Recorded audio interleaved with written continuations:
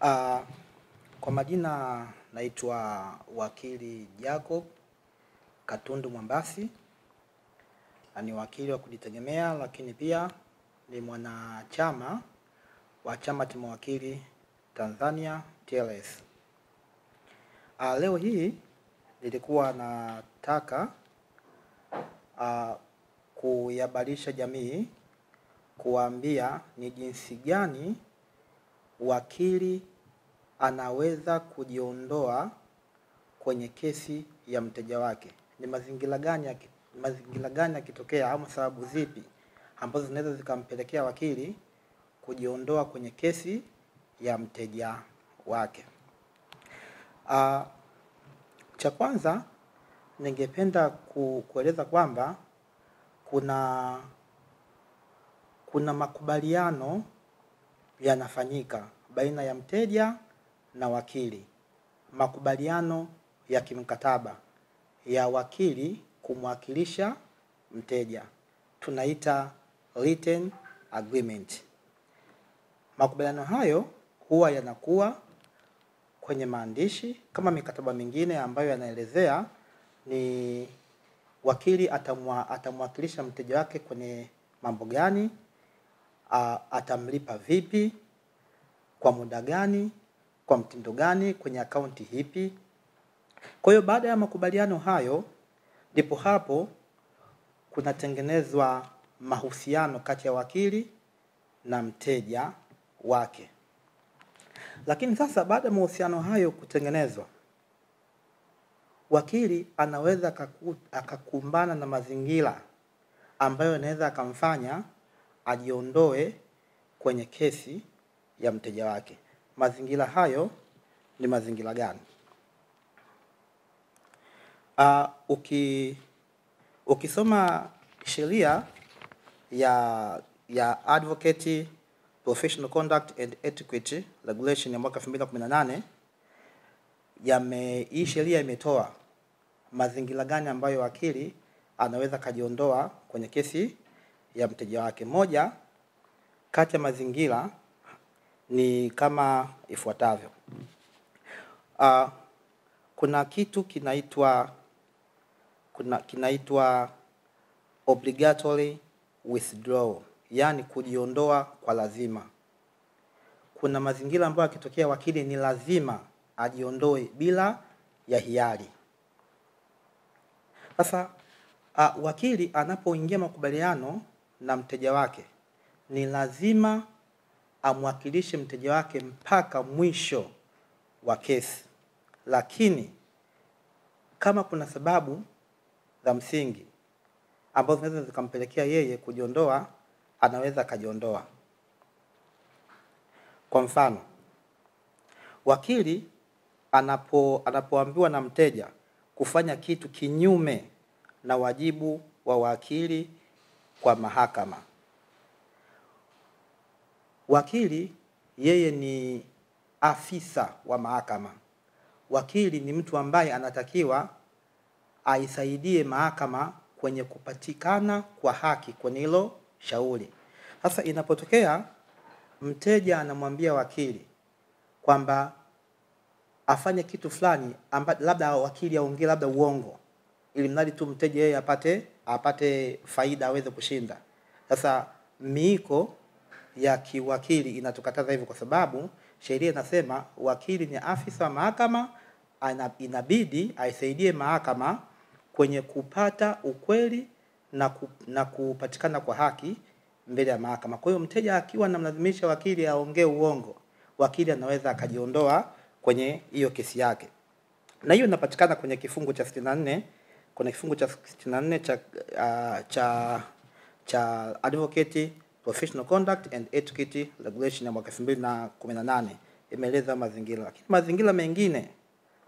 mazingira mengine ni kwamba mteja amefanya kosa la kutoiheshimu mahakama wakati wa kusikilizwa kwa shauri. Kwa mfano, mahakamani ni sehemu ambayo ni sehemu tulivu, sehemu ya kuheshimika. Kwa utakuta mteja labda anamjibu vibaya mheshimiwa hakimu au labda mheshimiwa jaji, labda kuna order zinatolewa kwa na mheshimiwa hakimu, mheshimiwa jaji, lakini mteja yeye hashimu zile order akiwa ndani ya mahakama, basi pale hakimu na wakili anaweza akajiondoa kumsimamia huyo mteja wake kutoka kwenye hiyo shauri, kwa sababu wakili yeye ni afisa wa mahakama. Sasa kama mteja asipoheshimu mahakama, asipomheshimu jaji, asipomheshimu hakimu, ni sawa kama hajamheshimu pia hata yeye mwenyewe wakili. Kwa hiyo kwa mazingira hayo wakili anaweza akajiondoa kutoka kwenye shauri hiyo. Sababu nyingine, kama kutakuwa na mgongano wa kimaslahi. Kwa mfano wakili kaletoa kesi na mteja, lakini kumbe hiyo kesi upande wa pili ni mama yake mdogo na wakili, au shangazi na wakili, au ni kaka yake na wakili, au dada yake na wakili. Kwa mazingira hayo wakili analazimika kujiondoa kwenye shauri hilo la kumsimamia mteja wake, kwa sababu hapo kutakuwa kuna mgongano wa kimaslahi. Atakuwa amechukua instruction kutoka kwa wakili, lakini hapo pia ana maslahi pia, kwa sababu yule upande wa pili ni ndugu yake, hawezi kukubali ndugu yake aweze kupoteza kesi. Kwa hiyo akiona kwamba kuna mgongano wa kimaslahi, basi wakili inampasa ajiondoe kutoka kwenye hiyo kesi. Sababu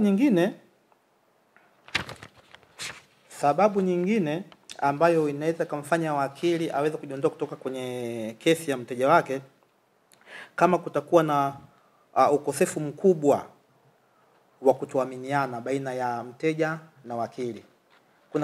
Kunatokea mazingira mteja anakosa uaminifu kwa wakili wake, na haya mazingira yako mazingira tofauti. Kwa mfano, mteja amemwona wakili labda anaongea na wakili mwingine labda ambaye wa upande wa pili. Huwa wateja wanadhana kwamba wakili wake akiongea na wakili mwingine basi kuna njama ambayo wanapanga, lakini professional ni kitu cha kawaida kwa wakili kuwasiliana na wakili mwenzake. Kuongea ni kitu cha kawaida tu, mnaweza kaongea, lakini kwenye kesi kila mtu anasimamia mteja wake. Kwa wateja wengi wakiona wakili wake anaongea na wakili wa upande wa pili, huwa anahisi kama wakili wake anataka kumhujumu. Kwa hiyo utakuta anapoteza ile uaminifu kwa wakili wake, na kwa sasa hamwamini tena. Sasa wakili akishaona kwamba mteja wake hamwamini kwenye kumsimamia hilo shauri yake, ni mazingira ambayo yanaweza kumfanya yeye wakili aweze kujiondoa kutoka kwenye hilo shauri, asiweze kumsimamia tena. Lakini pia sababu nyingine, kama wakili akigundua kwamba mteja wake ametumia rushwa,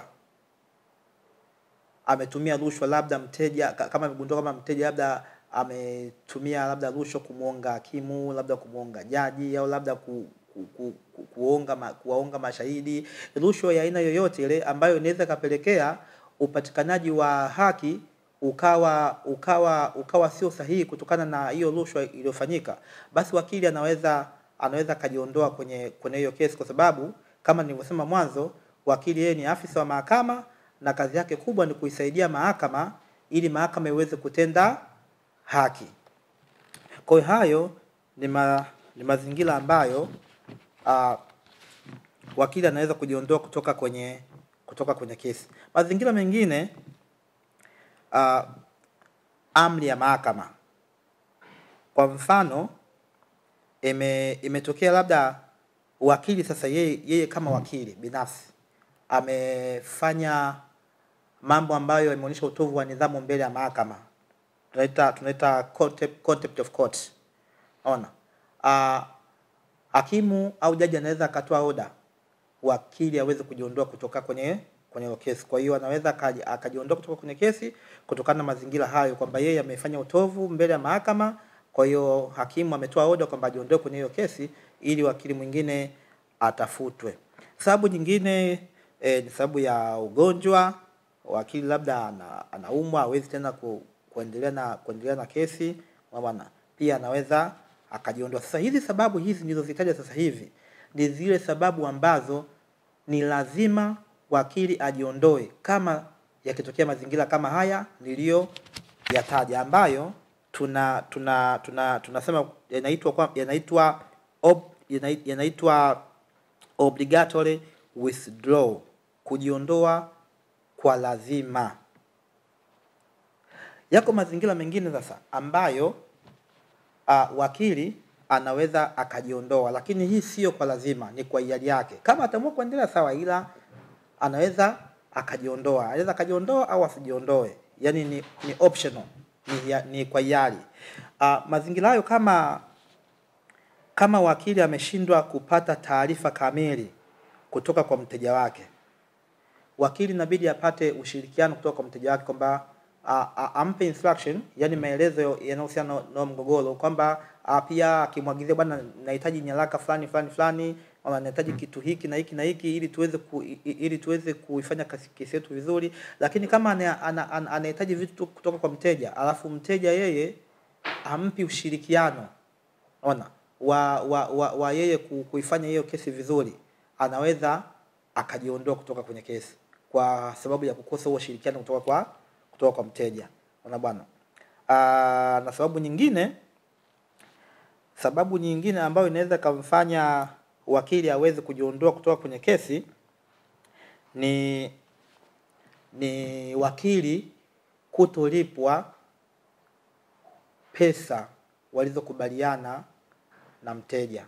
Hapo mwanzo nilisema kwamba wakili na mteja wanapoingia kwenye makubaliano, wanaingia kwenye mkataba ambao unaitwa written agreement, kwamba kwamba wakili atamsimamia mteja kwa kiasi fulani, malipo yatakuwa ya aina fulani, itaingia kwenye akaunti fulani. Sasa ikitokea mteja huyu ameshindwa kumlipa wakili kutokana na makubaliano walioingia kwenye mkataba, wakili huyu anaweza akajiondoa kwenye kesi, asiweze kumsimamia tena huyu mteja. Japokuwa kujiondoa kwa mazingira haya ni tofauti na kujiondoa kwa mazingira mengine, kwa sababu sheria inasema, ukisoma regulation 64 ya sheria ambayo nimeshakuitaja hapo mwanzo, inasema kwamba wakili lazima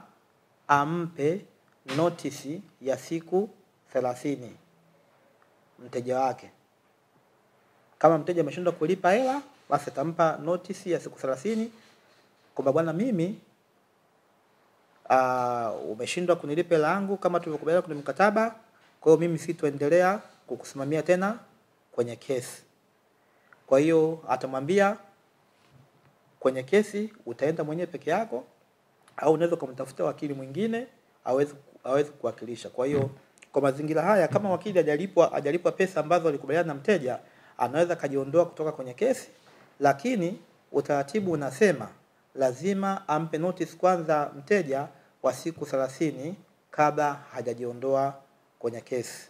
Kitu kingine cha kuzingatia ni kwamba hata pale nilipoelezea mwanzo kujiondoa kwa lazima, pia wakili inabidi ampe taarifa mteja ya maandishi, written notice.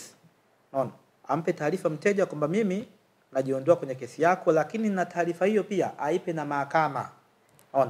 Awaambie awataarifu na mahakama kwamba mimi wakili fulani kwenye kesi fulani sitoendelea tena kumsimamia mteja wangu, labda kwa sababu hii na hii. Kwa apeleke written notice kwa mahakama, lakini ampe mteja wake pia notice ya kutoendelea. Hawezi akafanya tu kwamba bwana, mimi siendelei basi bila kuipa taarifa mahakama, bila kumpa taarifa mteja wake. Akifanya hivyo, basi wakili atakuwa amefanya professional misconduct ambayo inaweza ikamweka chini hata kwenye kosa la kinidhamu.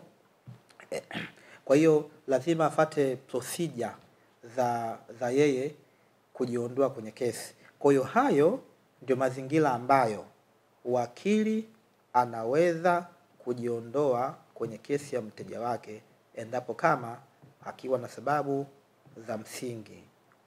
Hapo ndio mwisho wa mada ya leo ya jinsi gani au mazingira gani ambayo wakili yanaweza yakamfanya ajiondoe kutoka kwenye kesi ya mteja wake. Asanteni kwa kunisikiliza. Kwa elimu hizi na mengine mengi, usisahau kutembelea katika kurasa zetu za Facebook, Twitter, Instagram pamoja na YouTube.